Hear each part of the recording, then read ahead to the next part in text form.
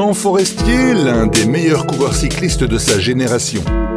Vainqueur de Paris-Roubaix en 1955, du Tour des Flandres en 1956, vainqueur d'étape sur le Tour de France, porteur du maillot jaune, lauréat du maillot vert, vainqueur du Critérium international et du Tour de Romandie. Dernièrement, les amis de Paris-Roubaix ont rencontré Jean Forestier qui a évoqué avec eux les nombreux souvenirs de sa brillante carrière. C'est la plus belle des classiques, c'est la reine des classiques. Il n'y a pas autre chose que Paris-Roubaix, c'est la plus belle. Et ça, c'est inoubliable. Alors à l'époque, on partait de Paris. Ah, de Paris, Saint-Denis. Parlez-nous de l'itinéraire de l'époque et de ses difficultés. Ben, c'était surtout au bout de 80 km, la fameuse côte de Doullens, avant d'entrer à Arras.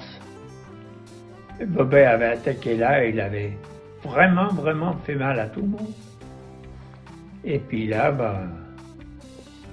je suis revenu, j'étais dans la 4e bordure, je suis revenu. Bernard Gauthier était parti avec Scodler, Dupont, et j'ai été les chercher. Et puis dans mon Sampével, je les ai lâchés. Et je suis arrivé tout seul à Roubaix. Mais je dois dire que j'ai bénéficié de la rivalité Bobet-Coppi. Et je crois qu'ils ne se sont pas donnés à fond. Par contre, derrière, il y avait quand même Bastien Barguet, Ockers, Mani, il y avait du monde. Hein.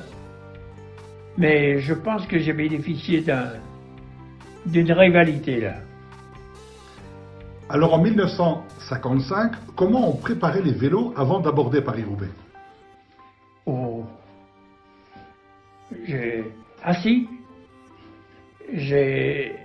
J'avais fait faire, j'étais dans une petite équipe qui s'appelait Folis, et j'avais fait faire des roues avec des jantes en bois. Par contre, ce que j'ai eu peur, c'est que les mécanos n'ont pas traité le bois. Et avec la flotte, le bois a travaillé, et elle était quand même voilée. Et là, j'ai vraiment eu de la réussite. Parce que franchement, j'aurais pu vraiment être handicapé par ça. Alors, sauf erreur de ma part, votre Paris-Roubaix, votre édition du Paris-Roubaix en 1955, s'est déroulée avec un vent contraire de nord-nord-est et avec la pluie. Alors, ce sont de sacrées difficultés à gérer. Oui. Ah oui. Ah oui, c'était... Je reconnais qu'il faisait pas beau ce jour-là. Enfin, c'était un temps de Pâques. Alors, à quelques kilomètres de l'arrivée, vous êtes seul devant. Parlez-nous un peu des conditions de votre échappée. Eh bien, comme je vous l'ai dit, je suis parti à la recherche de Bernard Gauthier, Scodler et Dupont. Et dans Mons-en-Pével, c'est là que je les ai lâchés. Et bon, après, une fois que je les ai lâchés, je me suis plus retourné et j'ai foncé, quoi. Et je suis arrivé ratatiné, hein. Alors, quand on a Coppi à 15 secondes derrière soi, qu'est-ce qui se passe dans votre tête? Ah, je savais pas. Je savais pas qui c'était qui avait derrière moi. Non, j'étais dans une petite équipe qui s'appelait Folis. Et le directeur sportif de ce moment-là n'est jamais venu à ma hauteur. Alors, qu'est-ce que ça change dans la carrière d'un coureur de gagner Paris-Roubaix?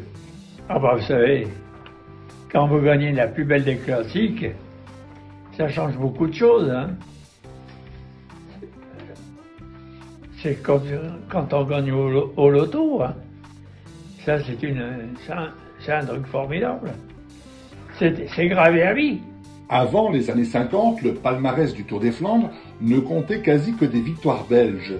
Ensuite, dès 1949, 3 victoires italiennes, 1 victoire hollandaise et 2 victoires françaises, dont votre victoire.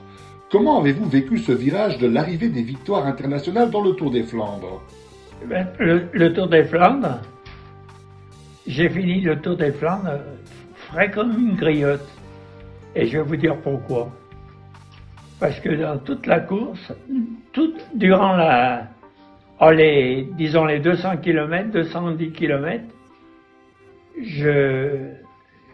j'étais à la peine.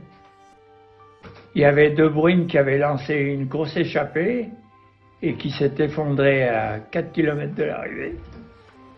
Et moi qui étais resté bien tranquille dans les roues, je me suis retrouvé à 30 km de l'arrivée et dans mon fort intérieur, je me suis dit tu peux gagner. Mais comment, je ne savais pas. Et puis ça s'est trouvé qu'à 1 km de l'arrivée, il y avait une petite bosse en pavé. Les Van Steenbergen, Ockers, De Rijck se sont regardés. J'ai démarré de derrière et ils m'ont plus revu. J'ai pris 50 mètres et j'ai franchi la ligne. Et je suis arrivé. Alors là, autant j'étais mort dans Paris-Roubaix que là je suis arrivé frais comme une griotte. Cher Jean, vous avez gagné des classiques mais aussi des étapes au Tour de France et le maillot vert de la Grande Boucle. Selon votre vécu, votre expérience, comment se préparait-on pour de telles épreuves? Non, pour moi c'est pareil. Hein. Quand vous êtes bien, quand vous récupérez assez facilement, il n'y a aucune différence. La préparation est la même. Vous avez porté durant 2 jours le maillot de leader dans le Tour de France. Racontez-nous comment vous avez remporté le maillot jaune et l'anecdote qui vous a fait perdre ce précieux maillot. Je me rappelle, on arrivait à Besançon. On est arrivé avec, je crois, 16 minutes sur le peloton où il y avait Anquetil. Et le lendemain, on allait à Thonon-les-Bains. Il y avait la journée de repos. Anquetil avait attaqué avec Bas-Montès dans les bosses de la région de Franche-Comté. Et j'ai pu quand même garder mon maillot. Et après la journée de repos, on partait de Thonon-les-Bains sur Briançon. Et c'est là que je l'ai perdu parce que j'avais dit à mon beau-frère, et cette année-là, il faisait très chaud. Tu me passeras un bilan de champagne dans le col de l'Isoard. Effectivement, il m'a bien passé le champagne, mais manque de peau, il était tellement bon et frais que j'ai tout bu et j'ai perdu 4 minutes dans la descente. Sinon, je gardais le maillot jaune. Voilà comment j'ai perdu le maillot jaune. Aujourd'hui, quel regard portez-vous sur le cyclisme moderne? Moi, il y a 2 choses qui m'embêtent dans le cyclisme aujourd'hui. Premièrement, les oreillettes. Ça, c'est une saloperie. Et deuxièmement, les gens, quand ils démarrent, ils n'ont pas fait 10 mètres qu'ils se retournent. Moi, je me suis jamais retourné. Jamais. Quand je partais, je partais. Si j'étais rattrapé, j'étais rattrapé. Mais jamais je me suis retourné pour vérifier s'il y avait quelqu'un dans ma roue. Jamais. Alors Jean, vous avez eu une carrière extraordinaire. Quelle est l'image la plus forte de votre vie? Ah ben la victoire Paris-Roubaix. Ça, c'est indéniable. C'est la reine des classiques. Celle-là, on ne peut pas la supprimer. J'ai gagné le Tour des Flandres.